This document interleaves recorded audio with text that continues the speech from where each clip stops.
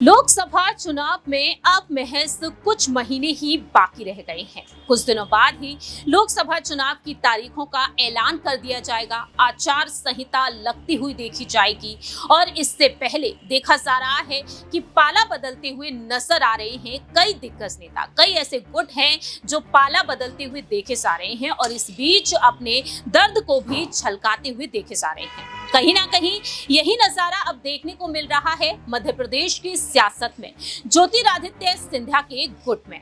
नमस्कार, मैं प्रांशी राठौर और आप देख रहे हैं नेक्स्ट 9 न्यूज। दरअसल ऐसा हम इस वजह से कह रहे हैं कि केंद्रीय मंत्री ज्योतिरादित्य सिंधिया की कट्टर समर्थक कही जाने वाली डबरा से जिस तरीके से चुनाव जीतती हुई नजर आई इस इमरती देवी, और इमरती देवी ने हाल ही में अपने दर्द को बयां कर दिया है। सबसे पहले यहाँ पर इमरती देवी का वो बयान आपको सुना देते हैं, वो भाषण सुना देते हैं कि आखिरकार कैसे उन्होंने अपने दर्द को बयां किया। सुनिए। हमारे जो सांसद का चुनाव लड़ रहे भारत सिंह कुशवाहा जी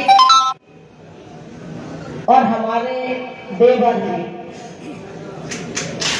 उनका हमारा देवर भाभी का रिश्ता आज से नहीं, जिला पंचायत का चुनाव लड़े हैं सबसे वो मुझसे भाभी कहती है, मैं भाई साहब कहती हूँ। तो मैं आपके बीच में ज्यादा तो नहीं, इतना कह सकती हूँ कि अभी तक हमारी भारतीय जनता पार्टी से जो भी सांसद का चुनाव डबरा से लड़े हैं उन्हें पराजित मिली है, हारे हैं। लेकिन आप सबको थोड़ी थोड़ी मेहनत कर लोगे तो हमारे डबरा का नाम रोशन होगा और हमारे सांसद बहुत अच्छे वोटों से जीतेंगे। मैं भाई साहब इस वजह से कह रही हूं, मैंने कांग्रेस में थी, मैं 62 हजार वोटों से जीतती थी, लेकिन जब भारतीय जनता पार्टी में आई हूं और चुनाव लड़ी हूं तो आप ये मान सकते हो कि मैंने भारतीय जनता पार्टी को 51,000 वोट और जिताए हैं। हमारे सांसद जी 6-7 हजार वोट से जीते थे, लेकिन ये तो 51,000 अपन को भारतीय जनता पार्टी में ज्यादा मिल गए। तो आपको डबरा से 51,000 वोट से जीतना चाहिए। ये हमारे युवाओं की और हमारे बड़े बुजुर्गों के आपका सबका आशीर्वाद आपके ऊपर रहेगा, जैसे कि मेरे ऊपर रहा है। हमारी जनता डबरा की इतनी अच्छी है, इतनी ईमानदार है कि वो प्रत्याशी देखती है और प्रत्याशी को वोट देती है। आपका नेचर अच्छा है, मैंने आपको 2004 से जाना है, पहचाना है कि आप में कोई छल कपट नहीं है। लेकिन मैं आपसे एक बात जरूर कहना चाहती हूँ कि आप ऐसे लोगों से बचें जो मंच पर खड़े होकर कहते हैं भारतीय जनता पार्टी हमारी माँ है, और जब माँ का टाइम आता है तो लाते मारते हैं। माँ तो माँ होती है। आज मंच से इमरती देवी कह रही है कि भारतीय जनता पार्टी हमारी माँ है। आप जो सा क्षेत्र इमरती देवी को दे देंगे, मैं अपनी माँ की पूरी लाज रखूंगी, भारतीय जनता पार्टी की पूरी लाज रखूंगी। जैसा मैंने अपने लिए वोट मांगे हैं, ऐसे ही झोली फैलाकर हम भारत कुशवाहा जी को, अपने सांसद को वोट मांगेंगे। क्योंकि जब हमारे सांसद जी चुनाव लड़े थे, जब मैं कांग्रेस पार्टी में थी, लेकिन आज मैं भारतीय जनता पार्टी में हूँ। आपकी अपनी माँ की, भारतीय जनता पार्टी की पूरी शान और इज्जत हमारे सबके सर पे है।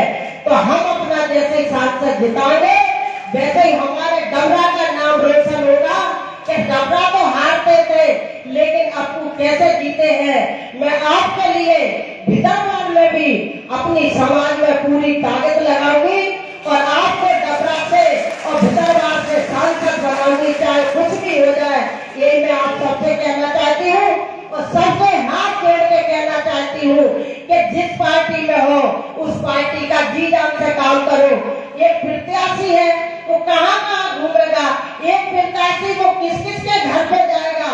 तो प्रत्याशी आप लोगों को प्रत्याशी बनना चाहिए। आप यहाँ बैठे हैं, सम्मानीय मंच बैठी है, इनको सबको प्रत्याशी बनना पड़ेगा। जब अपन चुनाव जीतेंगे और चुनाव तो बेहतर जीतेंगे, हमारे माननीय नरेंद्र मोदी जी की हवा है, हमारे राम मंदिर की हवा है, हमारे महाकालेश्वर की हवा है और हमारे मोदी जी की तो मोदी जी कहते हैं 400 पार, तो वास्तव में 400 पार होगी लोकसभा की सीटें।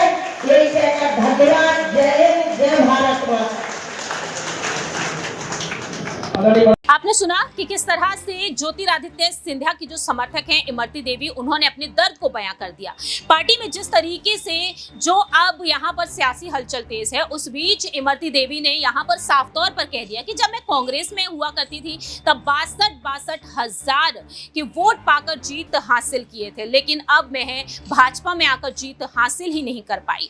ऐसे में देखा गया कि इमरती देवी ने जिस तरह से यहाँ पर अपनी बात रखी, इसे देखते हुए सियासी हलचल तेज हो चुकी है। मालूम हो कि ग्वालियर में बीजेपी ने हाल ही में अपने प्रत्याशी को आगे किया। जानकारी दे दें कि वर्तमान सांसद विवेक नारायण सेजवलकर का टिकट काटकर विधानसभा चुनाव में हार चुके पूर्व मंत्री भारत सिंह को प्रत्याशी बनाया और इसके बाद विधानसभा वार पार्टी के कार्यकर्ता सम्मेलन आयोजित हो रहे हैं। तो डबरा में ऐसे ही कार्यकर्ता सम्मेलन था, जहां पर सांसद सेजवलकर पहुंचे तो वहीं प्रत्याशी कुशवाहा के साथ सभी नेता पहुंचे और इमरती देवी भी मौजूद रही। इस दौरान इमरती देवी ने यहां पर साफ तौर पर कहा कि भाजपा हमारी मां है और वहीं जब मां का टाइम आता है तो लाते मारते हैं। इमरती देवी का कहना यहां पर साफ तौर पर रहा है कि अभी तक भाजपा से जो भी सांसद चुनाव लड़े हैं उन्हें डबरा में पराजय मिली है, वो हारे हैं। इसलिए मैं कह रही हूं कि जब मैं कांग्रेस में थी 62 हजार वोटों से जीतती थी, लेकिन भाजपा में आ गई तो चुनाव